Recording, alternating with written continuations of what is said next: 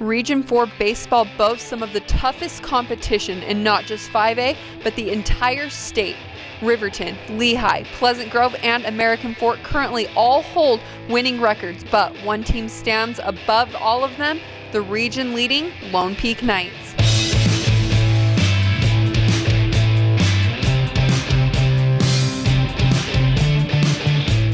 In the 2016 season, the Knights fell just short of their goal, taking second place at the state tournament to their region rivals, the Cavemen.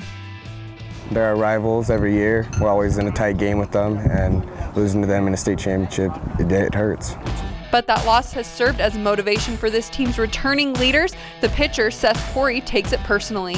You know, it gives us chip on the shoulder, motivation, you know, like every time I go back thinking about that game, I know me personally, I want nothing more than to win this year and be able to get vengeance and go back to that game and be able to capitalize, you know. And that's a big motivation for our whole entire team this year, to be able to make it back to that game. When entering the season, it seemed unanimous what the team needed to build to push them over the edge. Obviously, we're trying to work harder like usual, but we're just, because last year I think it was our defense that was our downfall, so this year we're taking extra reps in practice, focusing on that a little more.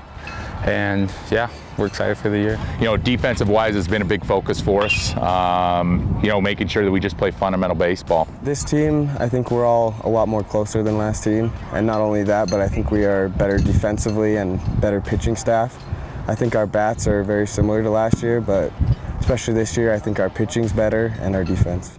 And so far, so good. The Knights have shut out 3 teams this season, Cottonwood and Enterprise Tennessee in preseason, and twice against Lehigh, one of which saw Corey pitch a no-hitter.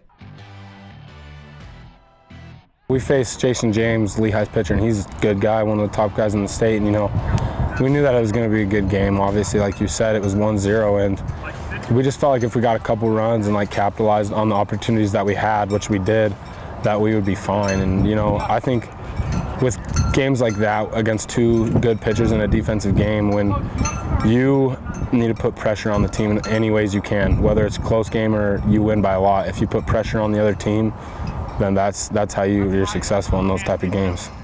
But reflecting on 2016, Coach Matt Bezant says there's just a little bit more than just the addition on defense.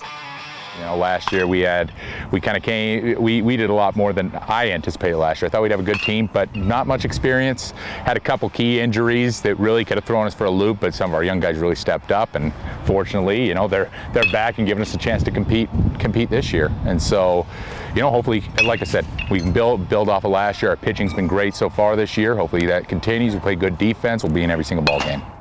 For the athletes, their relationship with their coach is a special one. Junior catcher Colton Easton says it's a two-way street. Well, our coaches listen to us a lot. They always want to know what we feel like, what we should be doing, and I feel like just that communication puts us over the top. You know, the coaches listen to us. They understand what we feel and what we need to work on. And so even in practice, they'll ask us what we think we should be working on, and we tell them, and we be honest, and we want to work hard and get better as a team. And so that's where the coaching staff has done a really good job this year.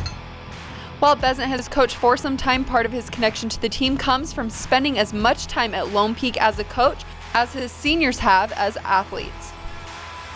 So this is Bezant's 4th year, so we're the first guys to come up with him all 4 years. So he's just, we know him personally pretty well, so he just motivates us because we have extra trust with him. And as a team, we get along great. We hang out with each other, we're tight-knit, so that's helped a lot this year, just to mold the team into where we want to be later in the season. You know, we talk about it being a family and a brotherhood, you know, and I mean, the fact of the matter is I spend as much time with these guys as I do my own family. And so it has to be that way, or else, you know, it's going to be tough to fail.